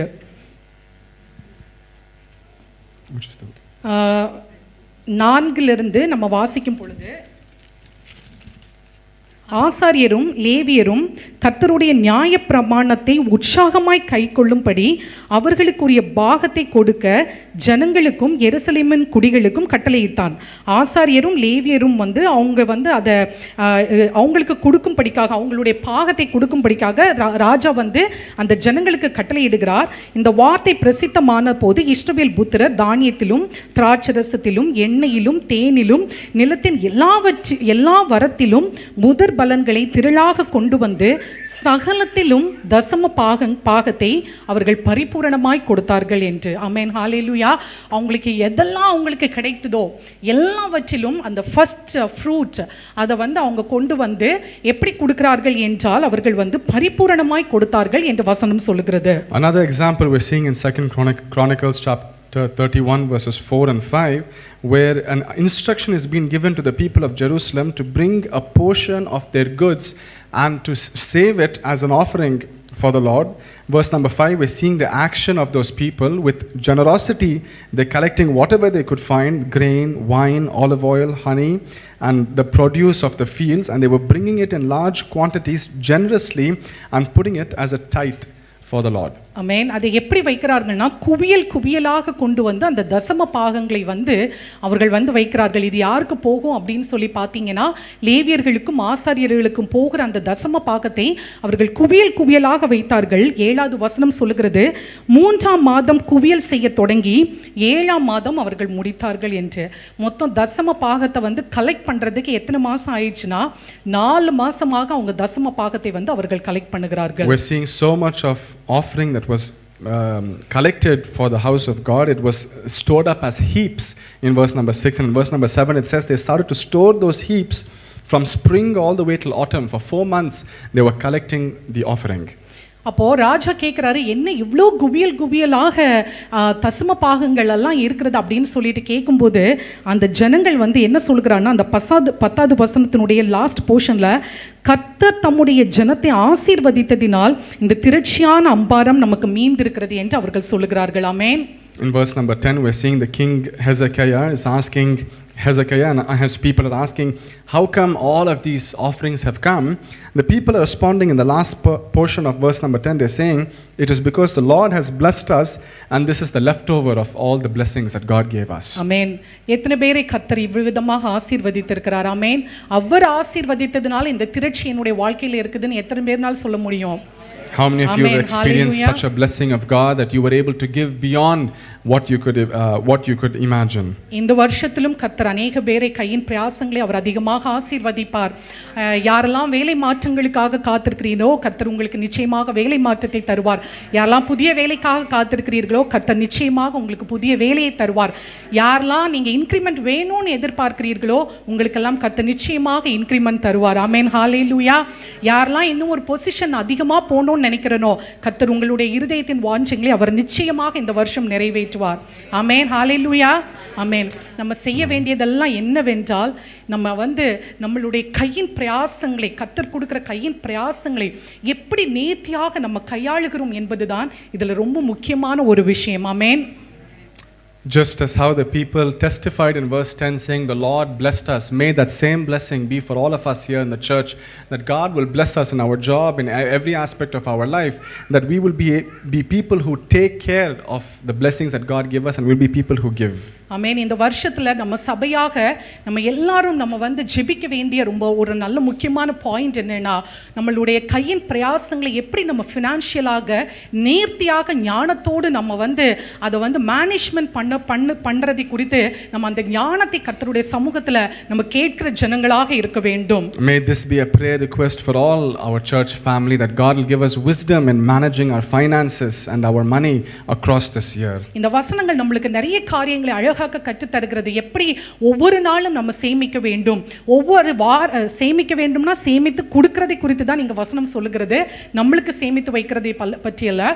எப்படி நம்ம அது ஒவ்வொரு நாளும் செய்ய வேண்டும், எப்படி வாரத்துல முதல் நாள் செய்ய வேண்டும், எப்படி ஒரு மாசத்துல ஒரு வாட்டி அப்படி எப்படி செய்ய வேண்டும் என்கிற அந்த ஃபினான்ஷியல் மேனேஜ்மெண்ட் கையின் பிரயாசங்களை நம்ம வீணாக செலவழிக்காதபடி, அதிகமாக செலவழிக்காதபடி, இல்ல செலவே பண்ணாம ரொம்ப கஞ்சத்தனத்தோடும் இருக்காதபடிக்கு எங்கெல்லாம் செலவு பண்ணணுமோ அங்கெல்லாம் ஞானத்தோடு செலவு பண்ணும்படிக்கான அந்த கிருபைகளை அந்த ஞானத்தை தேவனிடத்தில் நம்ம நிச்சயமாக கேட்க வேண்டும். As we saw in the previous verses, may God give us wisdom on how to save, on how to manage our money, and how to use our money wisely, not for personal growth, but also for the importance of giving as part of our life. Amen. எப்படி நம்ம கொடுக்க வேண்டும் என்றால் நம்ம மன விருப்பத்தோடு கொடுக்க வேண்டும். ஆமென். கட்டாயத்தின் பேரில் நம்ம யாருமே நம்ம கொடுக்க வேண்டிய கட்டாயம் அல்ல. நம்ம விருப்பத்தோடு, மன விருப்பத்தோடு, வாஞ்சையோடு, சந்தோஷத்தோடு, பரிபூரணத்தோடு, உதாரண குணம் உள்ளவர்களாக நம்ம கொடுக்க வேண்டும். The second aspect that we're seeing, giving should always be generous. From wholeheartedness we need to be in a position of giving. 2 கொரிந்தியர் 9ஆம் அதிகாரம் 6 முதல் உள்ள 10 வசனங்களை வாசிக்கும் பொழுது 7வது வசனம் சொல்லுகிற 6வது வசனத்திலிருந்து, பின்னும் நான் சொல்கிறது என்னவெனில், சிறுக விதைக்கிறவன் சிறுக அறுப்பான், பெருக விதைக்கிறவன் பெருக அறுப்பான். அவனவன் விசனமாயும் அல்ல கட்டாயமாயும் அல்ல, தன் மனதில் நியமித்தபடியே கொடுக்க கடவன். உற்சாகமாய் கொடுக்கிறவனிடத்தில் தேவன் பிரியமாய் இருக்கிறார்.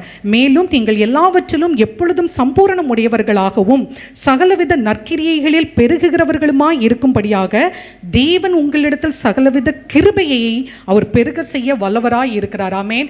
ஏன் இந்த கிருபை நம்மளுக்கு கொடுக்கப்பட்டிருக்கிறதுனா நம்ம எல்லாவற்றிலும் சம்பூரணம் உடையவர்களாய் இருக்க வேண்டும், சகலவித நற்கிரியைகளும் நம்ம பெருகி இருக்கும்படிக்காக நம்ம இருக்க வேண்டும்.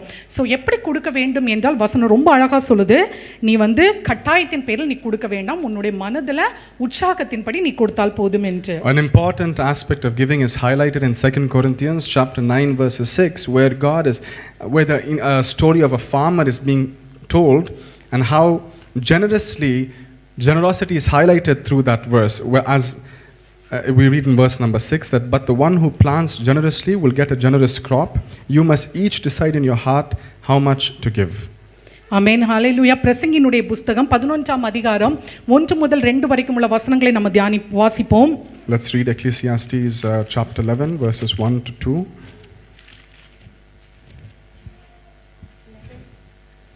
உன் ஆகாரத்தை தண்ணீர் மேற் போடு, அநேக நாட்களுக்கு பின் அதன் பலனை காண்பாய். 7 பேருக்கும் 8 பேருக்கும் பங்கிட்டு கொடு, பூமியின் மேல் என் ஆபத்து நேரிடுமோ உனக்கு தெரியாது. Verse 1 says, send your grain across the seas, and in time profits will flow back to you.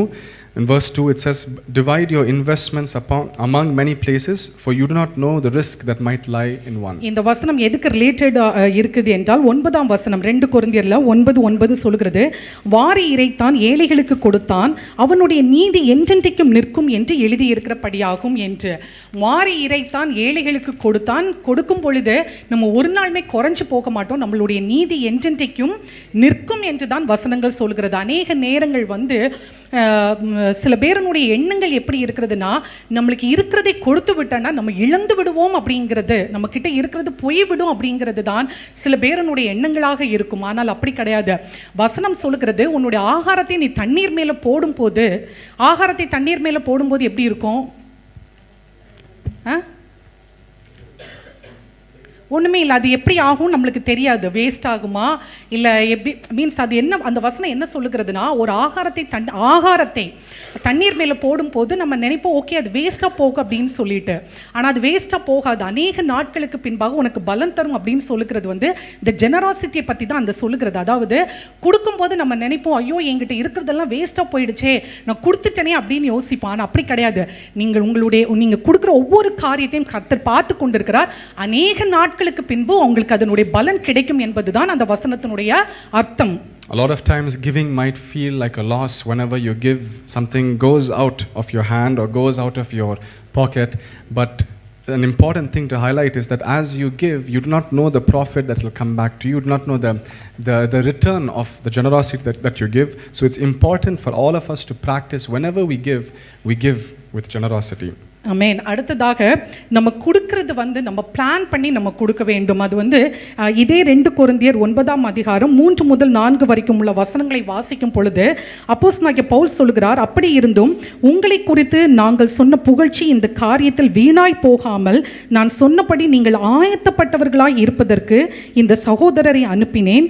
மக்கதோனியர் என்னுடனே கூட வந்து உங்களை ஆயத்தப்படாதவர்களாக கண்டால் இவ்வளவு நிச்சயமாய் உங்களை புகழ்ந்ததற்காக நீங்கள் வெட்கப்பட என்று நாங்கள் சொல்லாமல் நாங்களே வெட்கப்பட வேண்டியதாக இருக்கும் என்று பவுல் சொல்கிறார். பவுல் என்ன சொல்கிறானா, கொடுக்கணும் அப்படின்னு சொல்லிட்டு அந்த வாஞ்சை இருக்கும்போது அதை ஏனோ தானோன்னு என்றல்ல, நீங்கள் பிளான் பண்ணி அதை கொடுக்க வேண்டும். எல்லாவற்றிலும் ஒரு ஆர்கனைஸ்டாக இருந்து அதை பிளான் பண்ணி அவர் என்ன சொல்கிறார்னா, நீங்கள் ஆயத்தப்படாமல் இருந்தீங்கன்னா அதை உங்களை பற்றி நான் சொன்னனால நான் வெட்கப்பட வேண்டியதாக இருக்கும். ஸோ ஒருத்தங்க வந்து கலெக்ட் பண்ணும் பொழுது நம்ம ஆயத்தப்பட்டவர்களாக நம்ம இருக்க வேண்டும் என்று அப்போஸ்தலனாகிய பவுல் சொல்லுகிறார். The third point of giving, an important aspect, is that we need to have planning into our giving. Verse number 4 says, Paul was highlighting to the church that when you give like the Macedonians, you should be prepared so that when you have planned to give and you fail to do so, it wouldn't put a shame to the confidence of the people around you.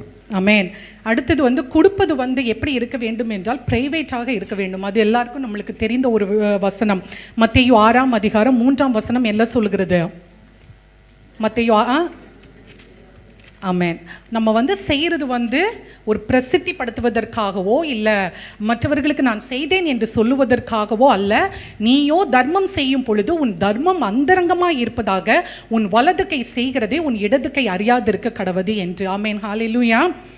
And the fourth aspect of giving is that giving should be private. Matthew chapter 6 verses 3 says that when you give, let not your left hand know what your right hand is doing. That's the level of privacy that we need to practice when it comes to giving. அடுத்து யாருக்கு கொடுக்க வேண்டும் என்று நம்ம தியானிக்கலாம். யாருக்கு கொடுக்க வேண்டும்? தரித்திரனுக்கு நம்ம கொடுக்க வேண்டும். வேற இருக்கக்கூடாது. நம்மளுடைய நம்ம வந்து தரித்திரர்களுக்கு கொடுக்கலாம். நம்ம வீடுகளில் உங்களுடைய நீங்கள் இருக்கிற இடங்களில் எளியவனை கண்டால் உன் வாசலில் இருக்கிறவனுக்கு அவனுக்கு கொடுக்கலாம்.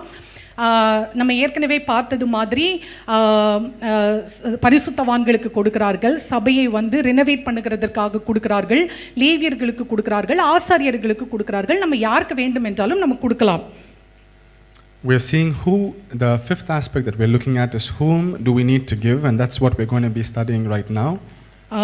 உபாகமம் 15ஆம் அதிகாரம், Deuteronomy chapter 15.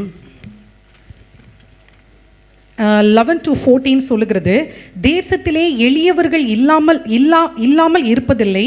ஆகையால் உன் தேசத்திலே சிறுமைப்பட்டவனும் எளியவனுமாகிய உன் சகோதரனுக்கு உன் கையை தாராளமாய் திறக்க வேண்டும் என்று நான் உன் கட்டளை இடுகிறேன் என்று அவர் அழகா சொல்கிற. ஒரு தேசத்திலேயே எளியவர்கள் இல்லாமல் இருப்பதே இல்லை. நிச்சயமாக எளியவர்கள் வந்து இருப்பார்கள்.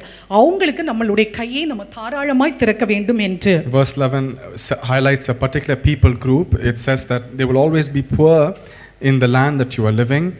So always give freely to the people who are poor around you. உன் சகோதரனாகிய எபிரேய புருஷனாகிலும் எபிரேய ஸ்திரீ ஆகிலும் உனக்கு விலக்கப்பட்டால் 6 வருஷம் உன்னிடத்தில் சேவிக்க வேண்டும். 7ஆம் வருஷத்திலே அவனை நீ விடுதலை பண்ணி அனுப்பி விடுவாயாக. அவனை விடுதலை பண்ணி அனுப்பிவிடும் போது அவனை வெறுமையாய் அனுப்பிவிடாமல் உன் தேவனாகிய கர்த்தர் உன்னை ஆசீர்வதித்ததின்படி உன் ஆட்டு மந்தையிலும் உன் களத்திலும் உன் ஆலையிலும் எடுத்து அவனுக்கு தாராளமாய் கொடுத்து அனுப்பி விடுவாயாக என்று வசனம் சொல்லுகிறது. அதாவது உன்கிட்ட ஒருத்தன் வேலை செய்கிறான், 6 வருஷம் நீ அவனை வச்சுட்டு நீ 7ஆம் வருஷம் நீ அவனை வந்து அனுப்பி விடும் போது சும்மா எம்டி ஹேண்டடா நீ அவனை அனுப்பாத. உனக்கு என்னெல்லாம் ஆசீர்வாதம் கர்த்தர் தந்திருக்காரோ அவை எல்லாவற்றிலும் நீ தாராளமாய் கொடுக்க வேண்டும் என்று வசனம் சொல்கிறது.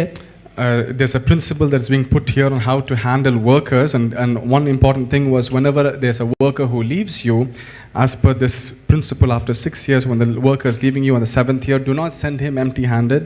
Always bless him with something in his hand. ஆமென், ஹalleluya. அவர் சொல்லிவிட்டு அடுத்து சொல்கிறார், நீயும் ஒரு காலத்தில் எகிப்தில் அடிமையாக இருந்த, ஆனால் இன்னைக்கு நீ ஆசீர்வாதமாக இருக்கிற. அதை ஞாபகப்படுத்தி சொல்லுகிறார், உன்கிட்டத்தில் வருகிறவனை வந்து அவன்கிட்ட 6 இயர்ஸ் நீ வேலை வாங்கிட்டு நீ அனுப்பும்போது தயவு செய்து எம்டி ஹேண்டடாக அனுப்பாகத, தாராளமாய் கொடுத்து அனுப்பு என்று.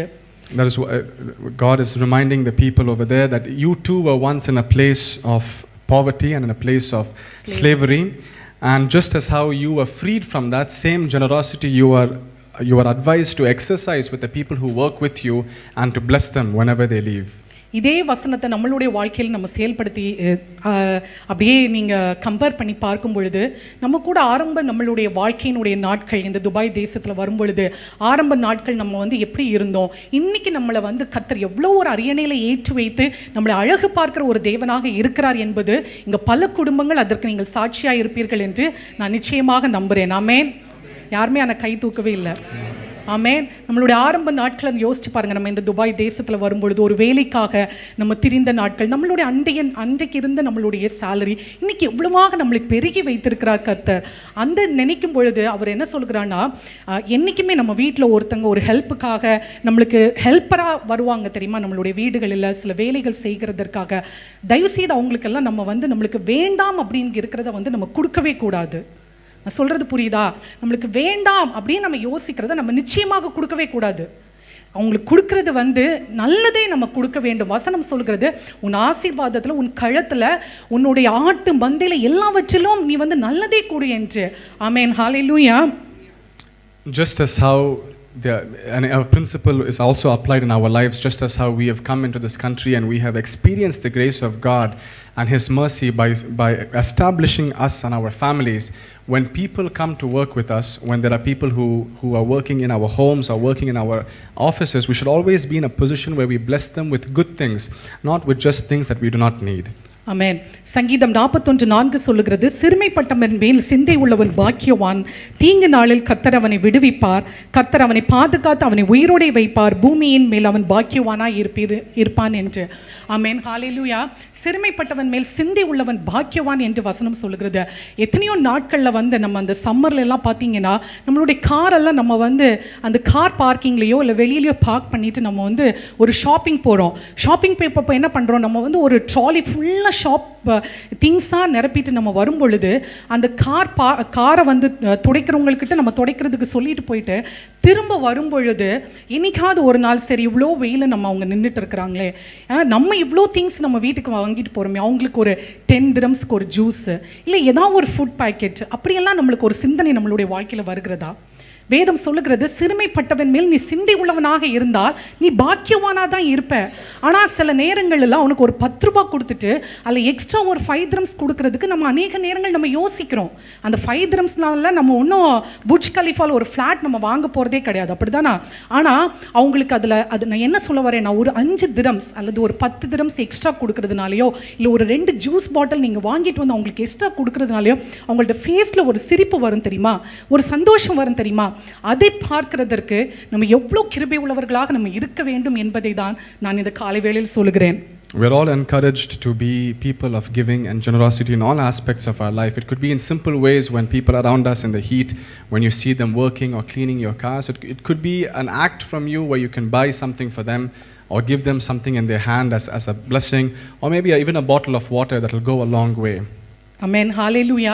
ஸோ நம்ம வந்து இந்த ஒரு 5 dirhams 10 dirhamsக்கெல்லாம் நம்ம கணக்கு பார்க்குறவங்களாம் நம்ம இருக்கணும்னே அப்படியெல்லாம் இல்லை. நம்மளுக்கு அப்பப்போ சின்ன சின்ன ஹெல்ப்ஸ் இந்த மாதிரி ஆட்களுக்கு வந்து நம்ம செய்யலாம். நம்ம வீடுகளில் வந்து வேலைக்காக வருவார்கள். எத்தனை பேர் உன்னுடைய வீட்டில் வந்து வேலைக்காக வருகிறவர்கள் இருக்கிறாங்கன்னு தெரியும் எனக்கு. எத்தனை பேர் நம்ம வந்து கிறிஸ்மஸ்க்கு அவங்களுக்கு ஒரு ட்ரெஸ் எடுத்து கொடுத்துருக்கோம். நம்ம எல்லாரும் நல்ல ட்ரெஸ் போட்டுட்டு சர்ச்சுக்கு வரோம். நியூ இயருக்கு நல்ல ட்ரெஸ் போட்டு சர்ச்சுக்கு வரோம்.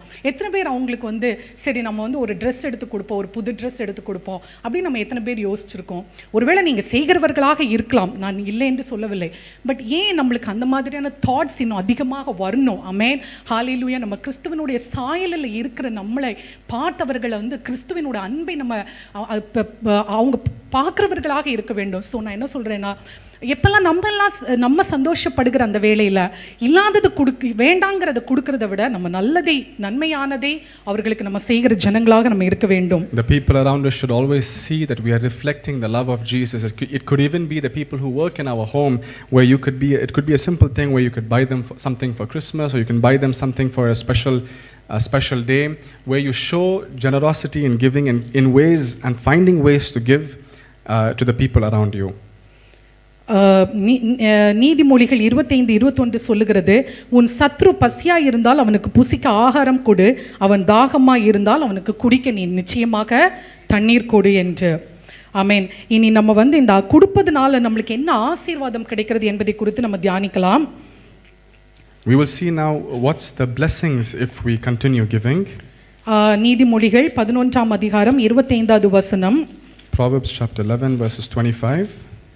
உதாரத்திரமுள்ள ஆத்மா செழிக்கும், எவன் தண்ணீர் பாய்ச்சுகிறானோ அவனுக்கு தண்ணீர் பாய்ச்சப்படும்.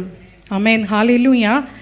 நீதிமொழிகள் 11ஆம் அதிகாரம் 25ஆம் வசனம் சொல்லுகிறது, உதாரண குணமுள்ள ஆத்மா செழிக்கும், எவன் தண்ணீர் பாய்ச்சுகிறானோ அவனுக்கு தண்ணீர் பாய்ச்சப்படும் என்று. யார் அதிகமாக கொடுக்குறாங்களோ அவங்களுக்கு நிச்சயமாக கொடுக்கப்படும். தண்ணீர் பாய்ச்சும் போது நான் தண்ணீர் பாய்ச்சிட்டேன், எங்கே போச்சு, ஒன்றுமே காணோமே, சாயில் எல்லாத்தையும் அப்சர்வ் பண்ணிட்டே, அப்படி கிடையாது. ஆமென். நிச்சயமாக நம்மளுக்கும் தண்ணீர் பாய்ச்சப்படும். அதனால் கொடுக்க கொடுக்க கொடுக்க கர்த்தர் நிச்சயமாக கரங்களை ஆசீர்வதிப்பார். அதுக்கு இங்கே இருக்கிற சில குடும்பங்கள் நிச்சயமாக நீங்கள் சாட்சிகளாக இருக்கிறீர்கள் என்பது எனக்கு தெரியும். ஸோ கொடுக்கிறவர்களாக இருக்கும் பொழுது நிச்சயமாக கர்த்தர் நம்மளை ஆசீர்வதிப்பார். The word of God instructs that as the generous will prosper in verse number 25, and those who refresh others will themselves also be refreshed. Amen. 28ஆம் அதிகாரம் 27வது வசனத்தை நம்ம வாசிப்போம். 28ஆம் அதிகாரம், அதே நீதிமொழிகள் 28ஆம் அதிகாரம் 27ஆம் வசனம். தரித்திரருக்கு கொடுப்பவன் தாழ்ச்சி அடையான், தன் கண்களை ஏழைகளுக்கு விளக்குகிறவனுக்கோ அநேக சாபங்கள் வரும். ஆமென், ஹalleluya. தரித்திரனுக்கு கொடுப்பவன் தாழ்ச்சி அடையான், தன் கண்களை ஏழைகளுக்கு விளக்குகிறவனுக்கோ அநேக சாபங்கள் வரும். ஸோ தரித்திரத்துக்கு கொடுப்பதனால நம்ம ஒரு நாள் குறைந்து போகிறதே கிடையாது. ஆமென். நிச்சயமாக கர்த்தர் நம்மளை ஆசீர்வதிப்பார். அடுத்து another benefit of giving is in Proverbs chapter 28 verses number 27, where it says, when you continue to give, you will not have curses in your life. 2 கொரிந்தியர் 9ஆம் அதிகாரம் அதே அந்த 2 கொரிந்தியர் 9ஆம் அதிகாரத்தினுடைய வசனங்கள் வந்து சொல்லுகிறது. 13லிருந்து நாங்கள் வாசிக்கிறேன் பாருங்க. அவர்கள் இந்த தர்ம சகாயத்தினாலாகிய நன்மையை அனுபவித்து நீங்கள் கிறிஸ்துவின் சுவிசேஷத்தை கீழ்ப்படிதலோடே நீங்கள் அறிக்கையிட்டிருக்கிறது நிமித்தமும் தங்களுக்கு மற்ற அனைவருக்கும் நீங்கள் உதாரத்துமாய் தர்மம் செய்கிறது நிமித்தம் அவர்கள் தேவனை மகிமைப்படுத்துவார்கள் என்று. ஆமென், ஹalleluya. ஸோ நீங்கள் கொடுத்ததை அவங்க நினைச்சு அவங்க என்ன பண்ணுவாங்கன்னா அந்த நன்மையை அவங்க அனுபவித்ததுனால அவங்க தேவனை தேவனை வந்து அவங்க வந்து ஸ்தோத்தரிப்பாங்கன்னு சொல்கிறாங்க. அது மட்டும் இல்லாமல் அவங்க என்ன செய்வாங்கன்னா, உங்களுக்காக வேண்டுதல் செய்து தேவன் உங்களுக்கு அளித்த மிகவும் விசேஷித்த கிருபையின் நிமித்தம் உங்கள் மேல் அவர்கள் வாஞ்சையாய் இருப்பார்கள் என்று. அப்போ உங்களுக்காக அவங்க வேண்டுதல் செய்வார்கள், உங்களை நினைத்து அவர்கள் தேவனை வந்து ஸ்தோத்தரிப்பார்கள். ஸோ அது நம்மளுடைய அது கிருபையாக அது இருக்கிறது. It's a grace whenever we give. We sing in 2 Corinthians chapter 9 verses 11 and 12 that when we give to those people who are around us, they will in turn thank God for those gifts, and that becomes a grace and a blessing for us. ஆமென். 12ஆம் வசனம் கூட சொல்லுகிறது, இந்த தர்ம சகாயமாகிய பணிவிடை பரிசுத்தவான்களுடைய குறைவுகளை நீக்குகிறதும் அல்லாமல் அதனால் அநேகர் தேவனை ஸ்தோத்தரிப்பதனாலே அது நமக்கு சம்பூர்ண பலன் உள்ளதாய் இருக்கும் என்று. ஆமென். Amen. அப்போ நம்ம கொடுக்கறதுனால அநேகர் வந்து தேவனை ஸ்தோத்தரிப்பார்கள், அநேக பேர் நமக்காக வேண்டுதல் செய்வார்கள். அவங்க தேவனை துதிக்கிறதுனால அது மிகவும் நமக்கு சம்பூரணம் உள்ளதாக இருக்கும்.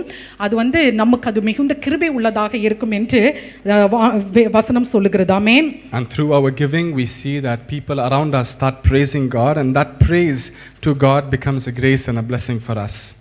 இப்போதான் ரொம்ப முக்கியமான ஒரு கொஸ்டின், நம்ம ஏன் கொடுக்க வேண்டும்? ஏன் நம்ம கொடுக்க வேண்டும்? கொடுக்கிறவர்களிடத்தில் தேவன் பிரியமாய் இருக்கிறார். ஏன் நம்ம கொடுக்க வேண்டும்?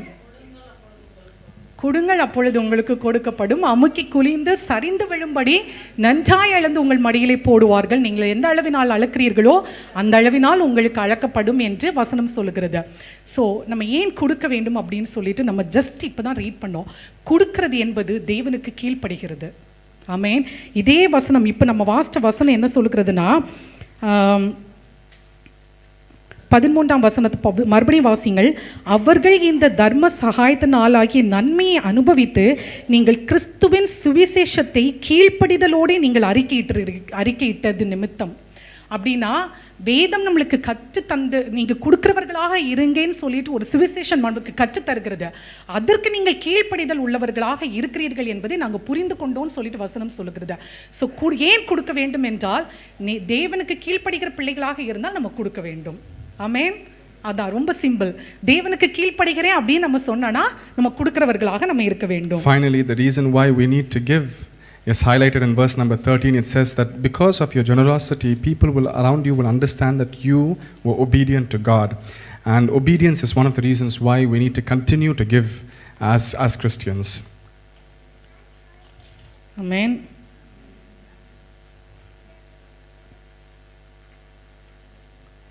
இன்னொரு வசனம் கூட இருக்கிறது, சங்கீதம் 3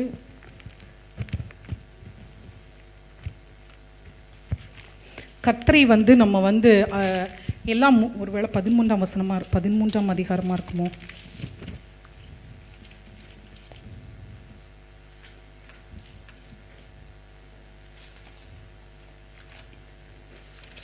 ஒரு வசனம் இருக்கிறது தெரியுமா, நம்ம வந்து தேவனை வந்து கனம் பண்ணுகிறது. எப்படி நாம் தேவனை கனம் பண்ண வேண்டும் என்றால், எல்லா விளைவின் முதற் பலனாலும் நம்மளுடைய ஆசீர்வாதங்களில் இருக்கக்கூடிய அந்த தேவனுக்கு கொடுக்கறதுனாலையும் நம்மளை கனம் பண்ண வேண்டும் என்று ஒரு வசனம்.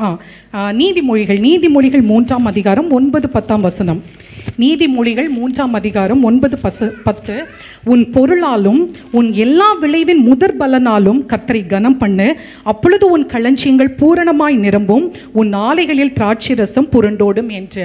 நம்ம அநேக நேரம் நம்ம நினைக்கிறது என்னன்னா, நம்ம தேவனை கனப்படுத்துகிறது என்னன்னா தேவனுக்கு ஆராதனை செலுத்துவது, தேவனுடைய வார்த்தையை கேட்பது, தேவனுக்கு பிரியமாக நடப்பது, இதுதான் தேவனை நம்ம கனப்படுத்துகிறது என்று நம்ம நினைப்போம். ஆனால் வேதம் என்ன சொல்கிறதுனா, நீ எப்படி தேவனை கனப்படுத்த வேண்டும் என்றால் உன் பொருளாலும் உன் எல்லா விளைவின் முதற் பலனாலும் நீ கனப்படுத்த வேண்டும். அப்படின்னா இங்கேயும் அந்த கொடுக்கிறதை பற்றி தான் இந்த வசனம் வந்து பேசுகிறது.